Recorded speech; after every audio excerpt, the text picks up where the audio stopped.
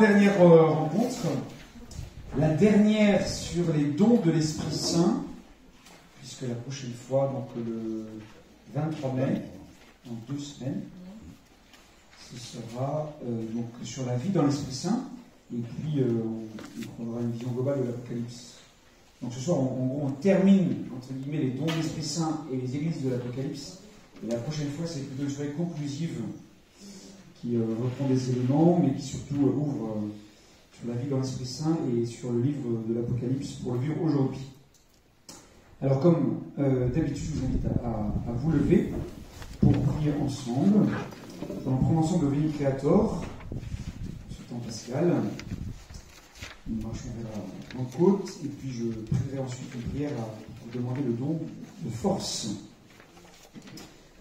Au nom du Père, et du Fils et du Saint-Esprit. Amen. Viens, Esprit Créateur, visite la pensée de tes fidèles, emplis de la grâce d'en haut les cœurs que tu as créés. Toi qu'on nomme le Consolateur, le don du Dieu très haut, la source vivante, le feu, la charité, l'onction spirituelle. Tu es l'Esprit à la septuple forme, le doigt de la droite du Père. Tu es sa solennelle promesse, enrichissant notre gorge par la parole. Fais jaillir la lumière dans notre intelligence, répands l'amour dans notre cœur, soutiens la faiblesse de notre corps par ton éternelle vigueur. Repousse au loin l'ennemi, donne-nous la paix sans délai, que sous ta conduite qui nous ouvre la voie, nous évitions toute nuisance. Fais que par toi nous connaissions le Père et découvrions le Fils, et qu'en toi, leur commun esprit, nous croyons en tout temps. Gloire soit à Dieu le Père, au Fils ressuscité des morts, à l'Esprit Saint consolateur, dans les siècles des siècles. Amen. Prière pour demander le don de force. Ô Esprit Saint, Dieu Tout-Puissant, qui a si merveilleusement transformé les apôtres en les rendant, de faibles et timides qu'ils étaient, tellement forts et intrépides qu'aucune puissance créée ne put jamais les ébranler. Toi qui as soutenu les martyrs dans leur supplice, les saints confesseurs dans leurs travaux et leurs combats, et a aidé tant d'âmes à boire au calice de la douleur. Vois humblement prosternée devant toi la plus faible et la plus misérable de tes créatures. Ah, si je t'avais toujours invoqué dans le danger et dans la tentation, jamais je n'aurais eu le malheur de t'offenser. Mais le mal est fait, je n'ai plus qu'à le regretter et à le pleurer. Je ne veux plus à l'avenir me fier à mes propres forces, c'est pourquoi j'implore ton puissant secours. Ô Esprit Saint, c'est en toi seul que j'espère, c'est de toi seul que j'attends mon salut. Communique-moi, je t'en conjure, ton don de force qui me rende invincible. Alors je ne craindrai plus mes ennemis. Tu me feras la grâce de les vaincre entièrement et toujours. Je ne craindrai plus les travaux, quelque pénibles qu'ils puissent être. Tu me donneras le courage de m'y livrer avec une ardeur infatigable. Je ne craindrai plus les mépris et les souffrances. Ta divine onction me les fera endurer avec patience et avec joie. Je ne craindrai plus même la mort. Tu me soutiendras à cette heure suprême et je l'accepterai généreusement en union avec celle de mon Sauveur sur la croix. J'irai alors dans le ciel jouir des fruits glorieux de mes travaux, de mes souffrances et de mes combats. Tout l'honneur en reviendra à toi, ô Esprit Saint, ainsi qu'au Père et au Fils. Je t'en bénirai éternellement avec la multitude des anges et des saints. Ô Marie, toi qui es la femme forte et la chaste épouse du Saint-Esprit, obtiens-moi le don de force. Amen. Au nom du Père, du Fils et du Saint-Esprit. Amen.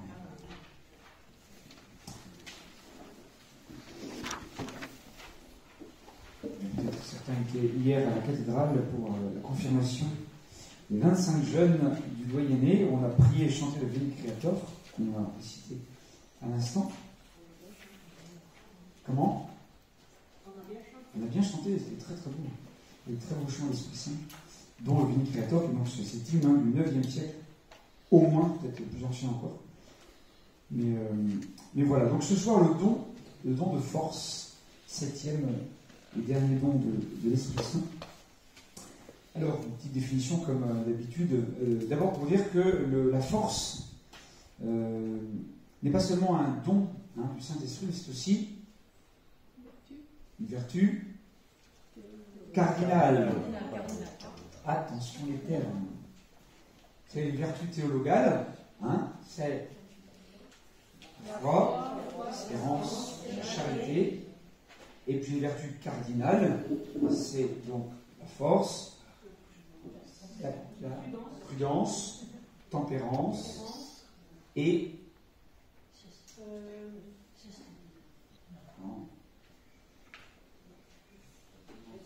faut pas.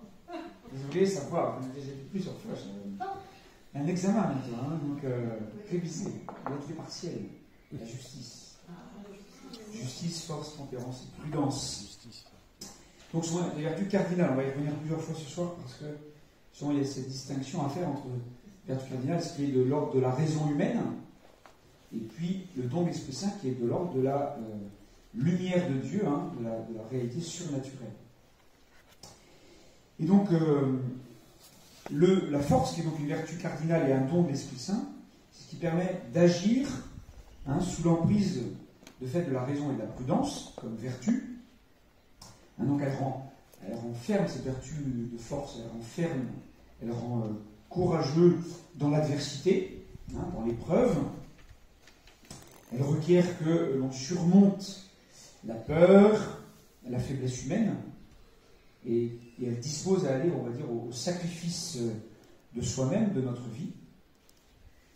Et donc, la vertu de force, comme vertu cardinale, elle doit toujours être éclairée avec la vertu de prudence. Et donc, c'est une vertu morale dans son aspect donc, de vertu cardinale. Mais donc, la force n'est pas seulement une vertu humaine, une vertu cardinale, quelque chose de raisonnable, c'est aussi une réalité donc surnaturelle d'un don de l'Esprit Saint. Il nous faut demander. Avant que j'oublie, je fais une parenthèse. C'est très important de prier la neuvaine avant la Pentecôte. Quand j'accompagne des jeunes beaucoup spirituellement, et je leur dis souvent que le carême c'est bien de faire des trucs, mais au temps pascal il faut aussi faire des choses. Et souvent je dis il y a 3 choses, donc l'action de grâce très souvent, lire les actes des apôtres en continu, et puis la neuvaine à l'Esprit Saint. Parce qu'on a la grâce en France, parce qu'il n'y a qu'en France, en Belgique et au Vatican, que l'Ascension est célébrée le jeudi de l'Ascension. Tous les autres pays dans l'Église catholique, dans le monde, le fêtent le dimanche, avant la Pentecôte. Donc ils n'ont pas de neuvaine, entre guillemets. Ils n'ont que 8 jours, 7 jours. Nous, on a cette grâce d'avoir le jeudi de l'Ascension.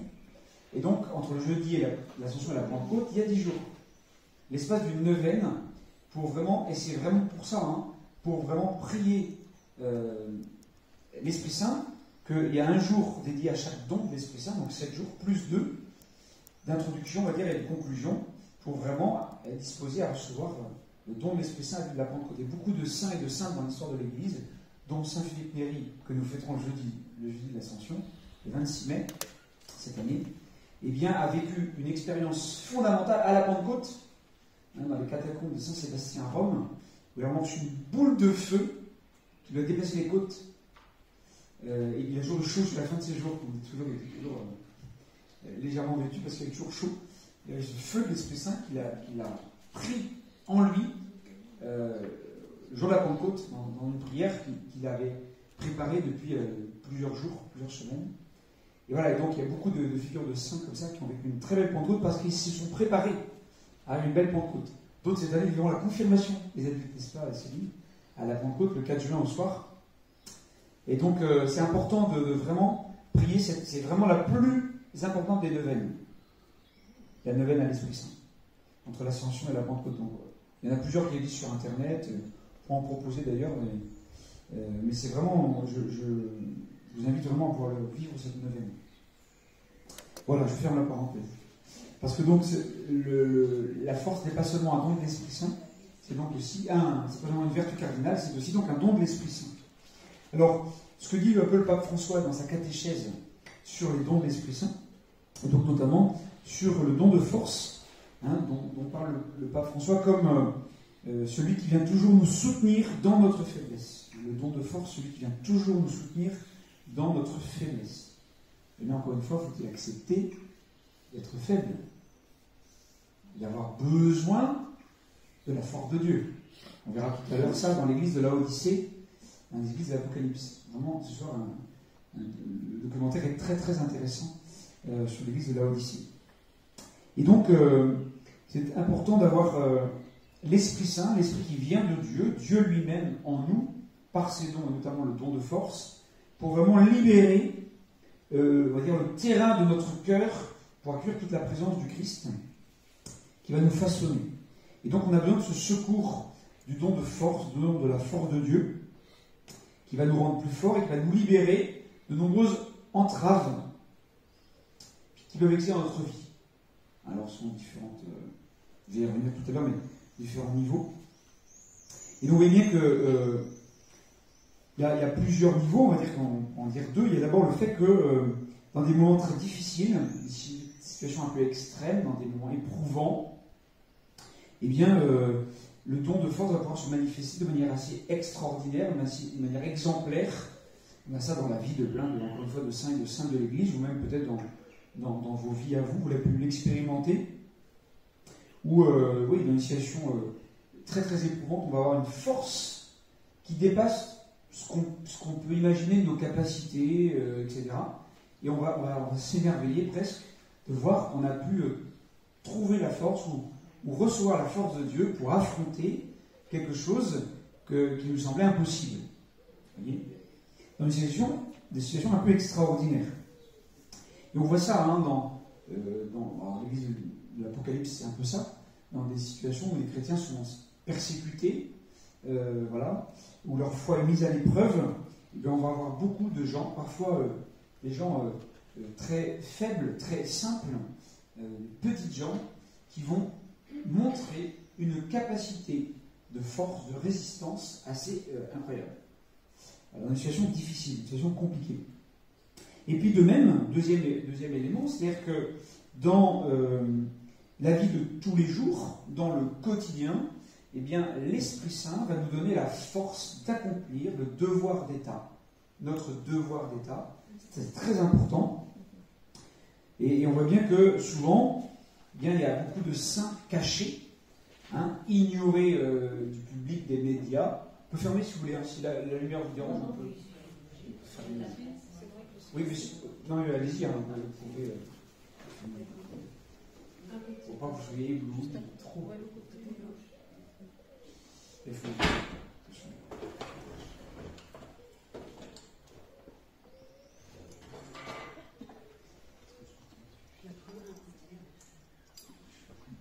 C'est pas grave, c'est pas grave. Bon.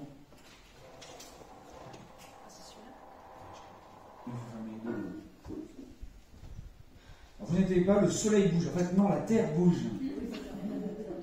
Donc vous allez tourner là, vous allez vous rendre compte, et hop, ça va partir.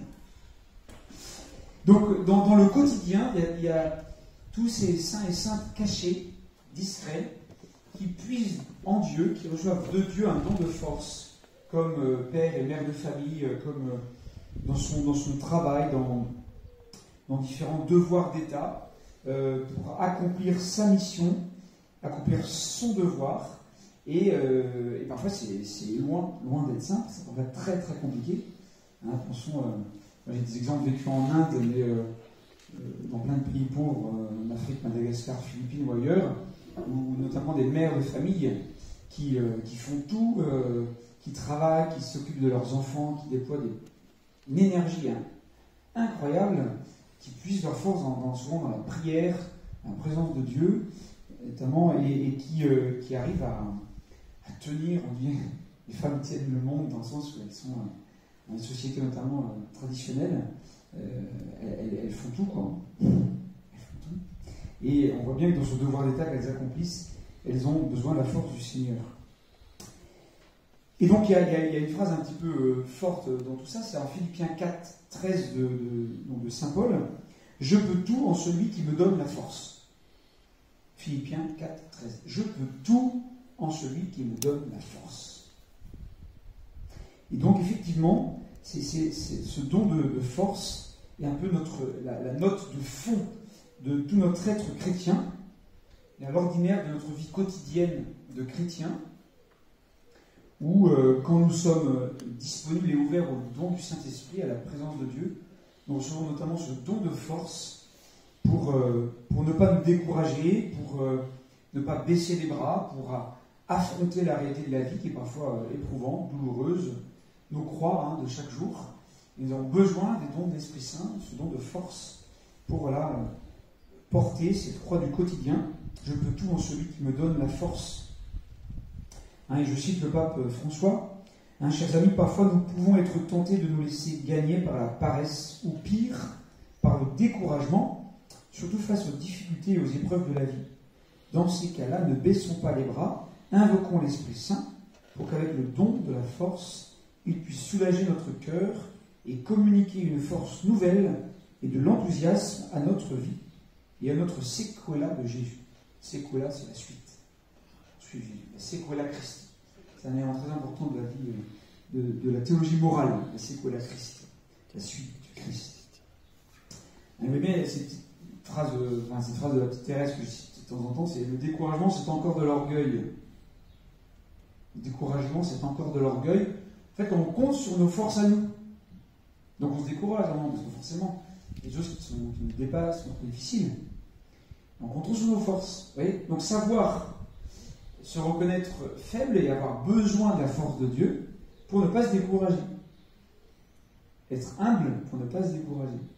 Et tout remettre, des fois je peux vous dire, il y a des moments, et tout remettre entre les mains du Seigneur, déposer à ses pieds, au pied du Christ, voilà, pour laisser faire. Je suis en train de lire un petit livre, un nouveau que je ne connais pas, sur Mère Teresa, d'un prêtre autrichien, de Père Léo, là, je connais un petit peu, parce que je prépare avec le groupe de jeunes notre pèlerinage en Inde au mois d'août. Et c'est incroyable, cette petite bout de femme là, de 1m60, et qui avait plein de soucis, plein de choses à gérer avec les pauvres, avec ses sœurs, avec les autorités, et qui de tout le temps s'en remet totalement à Dieu et à la providence. Mais tout le temps. Alors elle faisait ce qu'elle appelait la neuvaine d'urgence. Alors, la neuvaine d'urgence, quand il y avait des problèmes très graves à régler tout de suite, elle faisait une neuvaine d'urgence. Donc, elle priait 10 mémorare de Saint Bernard de Clairvaux. Alors c'est une prière qu'il faut vraiment connaître, ça. Moi je le fais aussi, ça marche pas mal. Souvenez-vous, aux Vierges Marie, etc.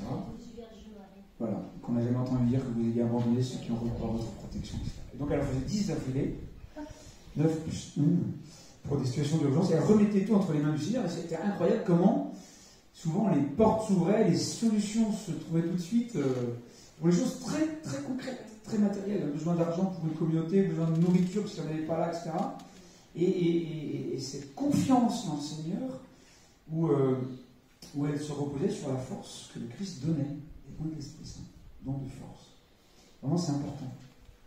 Il y a cette petite phrase aussi de Bernanos, je me demande si c'est pas dans le journal du curé de campagne, il dit la grâce, c'est de s'oublier. La grâce, c'est de s'oublier.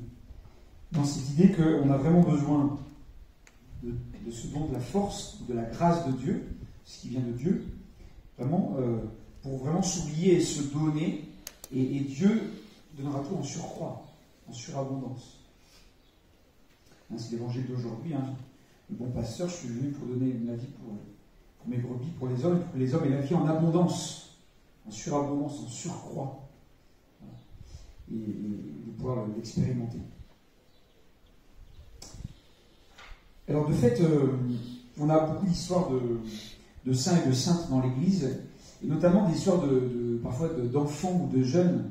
Vous avez Saint Tarcisius, le saint patron des servants d'autel, qui a montré un courage incroyable. Vous avez Sainte Agnès de Rome, voilà, qui 12 ans, qui tient bon dans la foi et qui meurt martyr.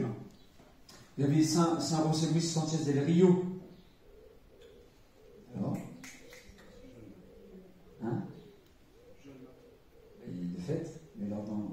quel pays? Non, au Mexique. Cristeros. Vous avez vu Cristeros, ce film ou pas? Vous l'avez pas vu? Tiens, il faut voir ça. Les Vendéens du Mexique, on les appelle, vous savez, les Cristeros. Non, en vrai, hein, j'ai lu beaucoup sur eux, c'est très intéressant. Et je suis allé sur la tombe de San José Sanchez del Rio à Mexico, et c'était un jeune de 14 ans. Et dans le film, qui a vu le film là? Personne. Ah, vous rigolez. Vous n'avez pas vu Cristeros?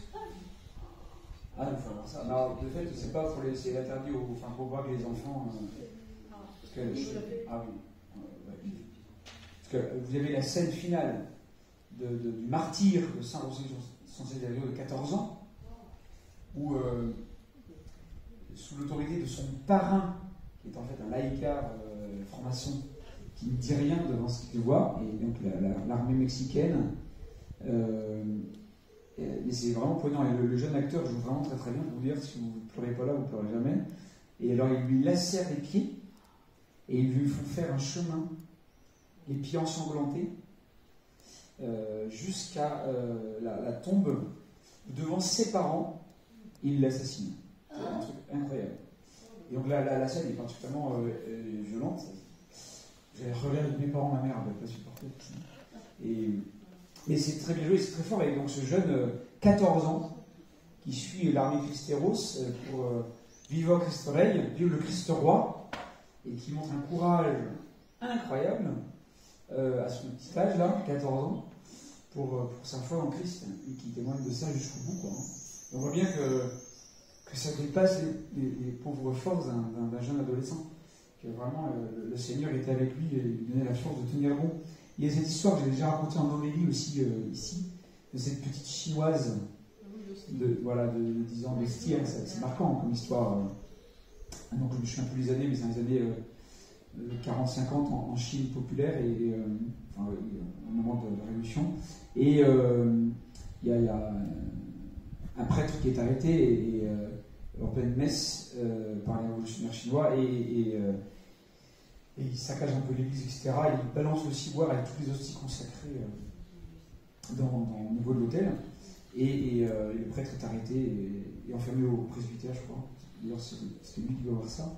Et l'église est surveillée par un soldat. Et il y a une petite fille chrétienne du village, de moins de 10 ans, je crois, qui, je ne me souviens plus très bien, et qui arrive à rentrer dans l'église de cachette, et qui vient en priant, en rampant et en priant, laper les hosties consacrées pour qu'il n'y ait pas de profanation et que ces hosties puissent être consommées et respectées, parce que c'est le corps du Christ. La foi eucharistique des petites filles qui vient ça et qui sont en danger parce qu'elle est arrêtée, puis ensuite elle est arrêtée et tuée pour cet acte de foi eucharistique. Voilà. Donc ça s'appelle donc le martyr rouge, le martyr sanglant. On donne sa vie en témoignage de foi jusqu'au bout, qui nous édifie. Et puis en même temps, vous savez, il y a le martyr blanc. Martyr blanc, c'est ce que nous avons à vivre nous. Voilà, chaque jour, quand nous devons porter notre croix au quotidien, parfois des petites croix, parfois des croix plus importantes, dans notre quotidien, dans notre vie. Nous sommes invités à nous offrir notre vie, à porter cette croix-là, comme tout à l'heure j'ai dit pour le devoir d'État aussi. Mais je viens de notre témoignage de foi, quand nous donnons avec la communauté chrétienne, dans la paroisse, dans l'église, dans le monde dans lequel nous vivons, pour les plus pauvres, pour les plus nécessiteux, pour témoigner notre foi eucharistique, pour aller à la messe, prier la Vierge Marie, etc. Enfin voilà, tout ce que nous devons faire, qui nous demande parfois du courage, un combat à vivre. On ne va pas forcément verser notre sang, mais on va donner notre temps, notre énergie, ce que nous sommes pour le Christ, pour nos frères et sœurs, pour l'amour de Dieu et l'amour du prochain. Et ça, ce martyr blanc, il est à vivre sans cesse, et aussi avec la force que donne l'Esprit Saint, avec le don de force pour tenir bon et pour avancer dans ce don de soi-même. Alors si on avance un petit peu pour reprendre cette différence entre la vertu humaine à travailler, à développer, et puis le don de l'Esprit Saint à accueillir, pour terminer sur ça en faisant sans être trop long, donc, comme je vous l'ai dit, d'abord c'est aussi une vertu cardinale, donc à vivre, on va dire, à la lumière de la raison, de la nature, domaine naturel, et que nous avons à nous exercer, à travailler, à cultiver cette vertu cardinale de la force, en travaillant de notre volonté.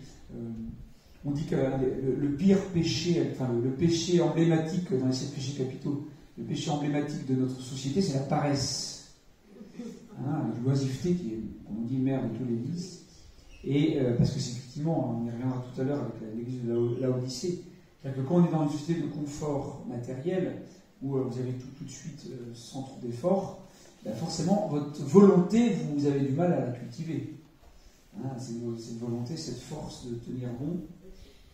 Et voilà, donc la paresse, c'est vraiment un vrai problème. Et donc, il faut cultiver cette vertu cardinale de la force, qui est une vertu, c'est un bien, une vertu qu'il faut toujours travailler avec sa raison, avec l'éclairage de la raison, la lumière de la raison, pour développer, pour dépasser un peu ces limites, notre nature qui est blessée, donc il faut la travailler sa volonté. Alors c'est jamais simple, c'est toujours à reprendre, parfois il y a des temps de régression, de progression, c'est jamais facile, mais c'est important de jamais se décourager pour tout le temps s'exercer. Donc ça c'est la partie vertu, vertu cardinale. Donc bien sûr il y a la partie don de l'Esprit Saint, qui s'exerce aussi à recevoir, pour ouvrir notre cœur pour l'accueillir, aussi à travers des choses un peu parfois difficiles, mais en suivant toujours les principes surnaturels de la loi éternelle, de la loi de Dieu, de la loi divine, et donc en s'inspirant de ce que l'Esprit Saint nous donne, l'inspiration, ce que l'Esprit Saint nous conseille pour vivre cette force qui vient du Seigneur. Et que cela soit bien inscrit dans notre réalité chrétienne, notre réalité spirituelle, de s'exercer à accueillir le don de force, la force qui vient du Seigneur. On voit bien que, notamment dans les actes des apôtres, qu'on lit pendant le temps pascal, comment les apôtres, justement, devant leur juge, sont remplis de joie d'avoir été trouvés dignes de souffrir les opprobres pour le nom de Jésus. La joie d'être persécuté. Les amis, quand on sera là, ça sera pas mal, Et donc, effectivement, une telle force de Dieu, de l'Esprit Saint, ça règle et ça dispose tout dans notre vie en vue d'une fin surnaturelle. Et quand ils ont la joie d'être persécutés, c'est pas pour une gloire humaine. C'est vraiment en vue d'une fin surnaturelle, en vue de la vie avec Dieu. C'est la joie des martyrs, entre guillemets. C'est ça. C'est pas pour quelque chose de naturel, pas pour quelque chose de mondain, de terrestre, mais bien quelque chose de plus grand, de plus haut, qui est de Dieu, la vie avec Dieu. C'est ce qu'a vécu Mère Teresa, j'en parlais tout à l'heure. Et justement, pour accueillir ce don de force qui est un don de l'Esprit Saint, comme je vous l'ai dit tout à l'heure, la vertu cardinale de force, elle est éclairée par la vertu de prudence pour savoir discerner, pour bien agir. De même, pour le don de force, pour l'accueillir et pour le mettre en pratique, pour l'exercer, il y a aussi ce besoin de vérité du discernement, qui est une chose très précieuse et donc de fait assez rare, pour vraiment pas seulement discerner la bonne conduite morale à tenir, mais c'est important, ça ne suffit pas, mais la force d'agir selon la lumière de Dieu, selon ce que Dieu veut. Et ça, c'est pas facile. Ça, c'est très difficile. Dans des situations de persécution, avec des situations de tension politique, de savoir ce qui doit être bien, ce qui doit être fait, avec... parfois, c'est très très compliqué d'agir avec force, mais en tenant compte de différents aspects. Quand vous êtes père, mère de famille, vous avez des enfants, une famille, etc., résister, mettre en danger sa vie, il y a des choses où l'exercice de cette force, du don de la force, est loin d'être simple, est loin d'être évident. Et donc, Donc on a plusieurs obstacles en nous-mêmes et en dehors de nous-mêmes pour vivre ce don de force. D'abord les obstacles qui viennent de nous-mêmes, sur la faiblesse, l'abattement, la pusillanimité, qui veut dire, parce que c'est un mot que je ne vois pas tous les jours, c'est pareil, quand on craint les risques, la pusillanimité. Ou alors comme des obstacles de notre lâcheté, parfois des respects, des réalités trop humaines, ou des peurs, manque d'audace ou d'ardeur, voilà, manque de confiance en Dieu, un orgueil, une suffisance de soi-même, qui sont des obstacles pour accueillir ce don de force et le vivre.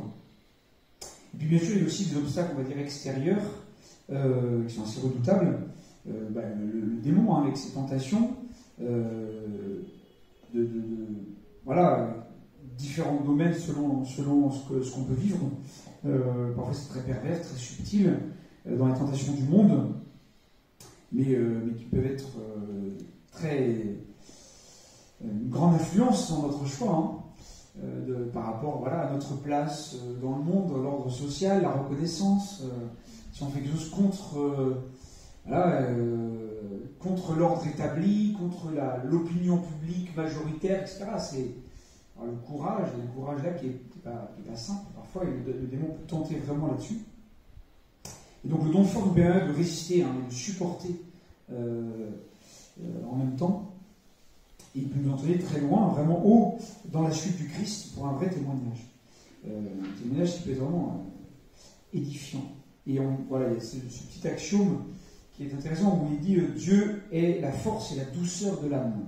Dieu est la force et la douceur de l'âme. Parce que ça va ensemble, c'est pas une force, vous voyez, mondaine, musclore, Robocop qui s'impose. Dieu est la force et la douceur de l'âme, ça va avec cette douceur de l'Esprit Saint aussi. Du témoignage des martyrs qui sont d'une force incroyable et sans rien imposer à personne. Et on a beaucoup de témoignages comme ça. Moi, j'étudie pas mal en ce moment des figures de cardinaux de l'Europe de l'Est. Le cardinal Stepinac en Croatie, le cardinal Midzenti en Hongrie et le cardinal Wyszynski en Pologne, qui pour eux, c'est extraordinaire. J'ai fait un pèlerinage sur leur tombe en août dernier, en Croatie et en Hongrie.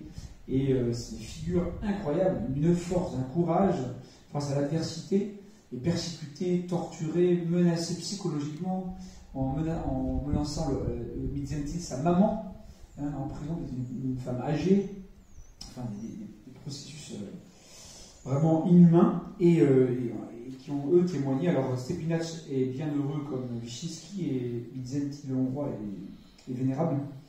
Ce sont des figures très très impressionnantes, de courage, et qui ont vraiment vécu ce don de force, et beaucoup d'audace. Et c'est vrai que l'esprit de force, on en a besoin dans un monde un peu de paresse. Et Solzhenitsyn avait écrit ce discours à Harvard en 1978, le déclin du courage, pour montrer que l'Occident, justement, a été pris par cette forme de découragement, de paresse, pour affirmer de vraies valeurs chrétiennes, notamment pour défendre la vie humaine et la valeur morale. Donc, on a besoin de cette force et en même temps de cette douceur, de cet amour, pour s'imposer à la suite du Christ, comme le Christ, selon le Christ. Et alors, la béatitude qui va un petit peu avec ce don de force, c'est les affamés et les assoiffés de justice. Heureux les affamés et les assoiffés de justice. Le royaume des cieux est à eux. Parce que c'est par là qu'on peut témoigner du royaume de Dieu et de la plénitude de la force qui vient du Christ. Sainte Thérèse d'Enfant Jésus disait, on a dit sur elle plutôt, elle a compris dans la simplicité de son espérance qu'aucune créature ne peut se dépasser elle-même. Qu'aucune créature ne peut se dépasser elle-même. Seul Dieu peut permettre cela et permettre un courage, une force qu'on n'imagine pas. Quand ça vient de l'Esprit Saint. Encore, il faut avoir le cœur ouvert pour vivre des dons de l'Esprit Saint laisser le Seigneur nous habiter pour faire nous de grandes choses au-delà de ce qu'on peut imaginer ou même demander. Voilà un petit peu sur ce don de force, le don de l'Esprit Saint, le 7e don de l'Esprit Saint. Je ne sais pas s'il y a des petites remarques ou questions de précision.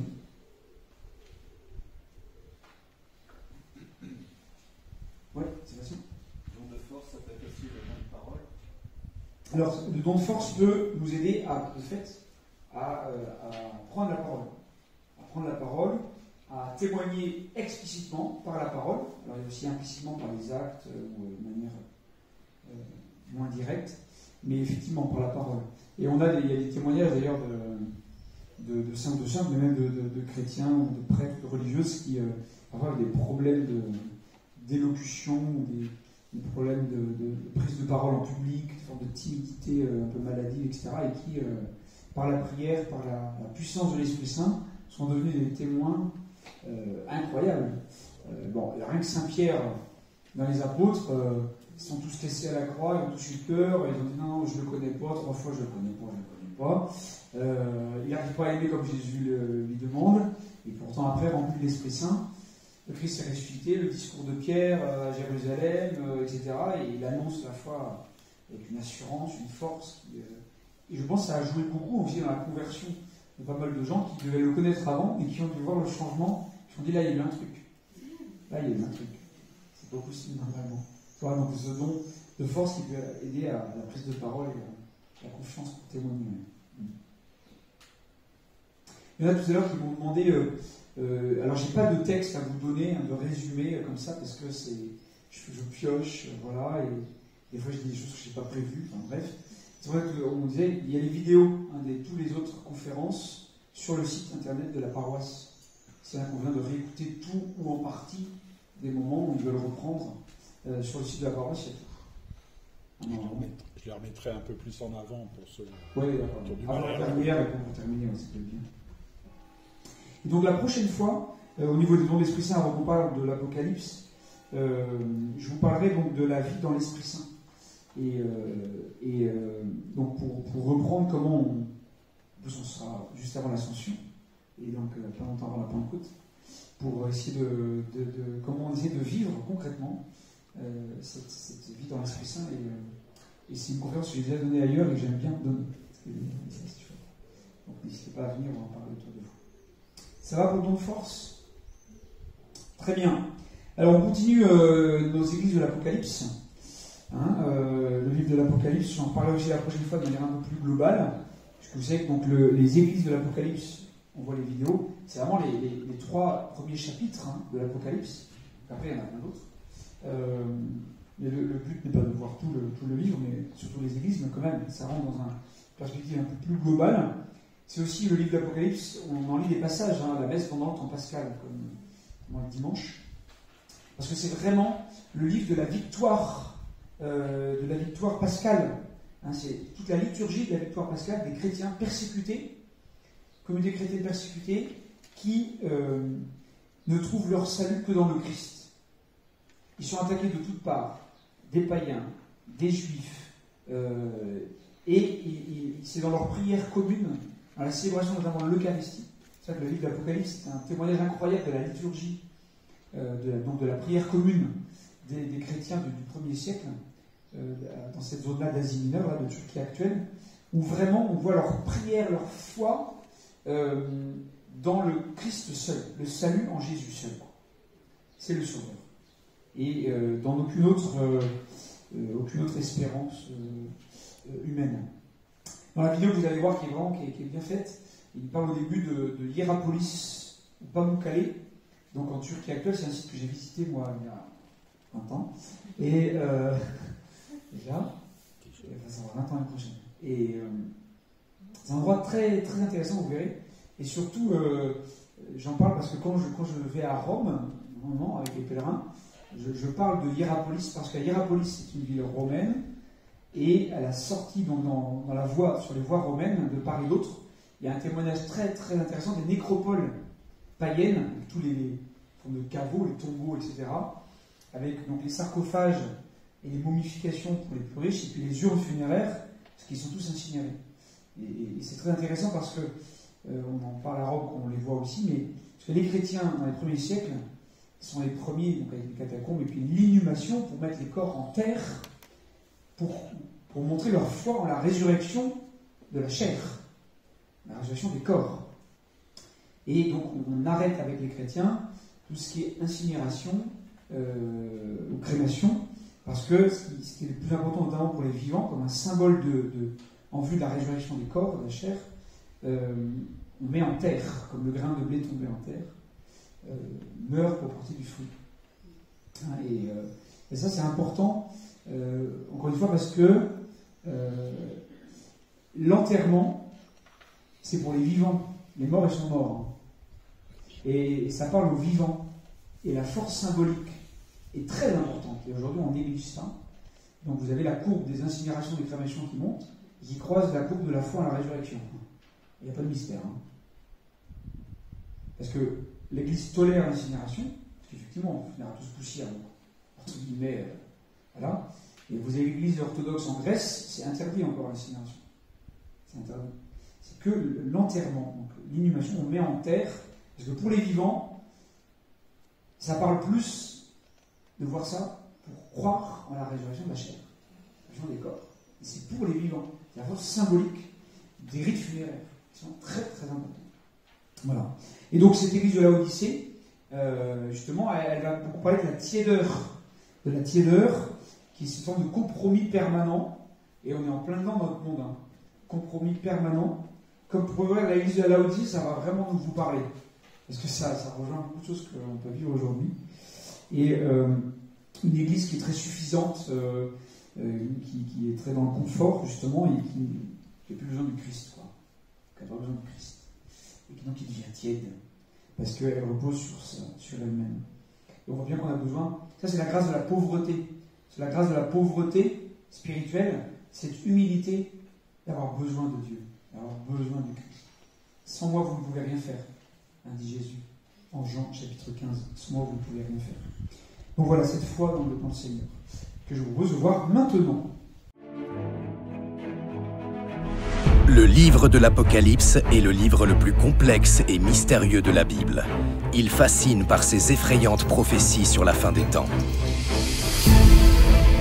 Est-ce que l'Apocalypse est une simple légende, ou ce livre repose-t-il sur une réalité géographique, historique et archéologique? L'image qu'on a de l'Apocalypse, c'est la fin des temps, c'est la déflagration, c'est tout Hollywood. Dans l'Antiquité, c'est pas du tout ça. Sur les traces des apôtres Paul, Jean et des premiers chrétiens, je suis allé découvrir des indices sur les sites archéologiques d'Asie mineure et rencontrer des spécialistes afin de m'aider à comprendre ces textes et son message. Il y a une grande controverse dans l'étude du Nouveau Testament. Est-ce que Jean, le prophète de l'Apocalypse, est la même personne que l'auteur du 4e évangile et des lettres de Jean? L'apôtre Jean est arrivé à Patmos en tant qu'exilé. Il a été déporté par les Romains. Ce livre est présenté comme une révélation du Christ et commence par une série de 7 lettres écrites à 7 églises se trouvant toutes en Turquie actuelle. Qui sont ces 7 églises? Ont-elles quelque chose à nous dire aujourd'hui? En parcourant l'Asie mineure, cette terre d'aventure habitée de légendes et de mythes, ce voyage est devenu plus qu'une simple enquête. Il s'est changé en une quête personnelle de sens. C'est ça l'œuvre du symbolisme de l'Apocalypse, c'est de prendre des images pour nous faire voir des choses. La série documentaire Les 7 églises de l'Apocalypse est une enquête passionnante qui apporte des réponses et qui ne laisseront personne indifférent.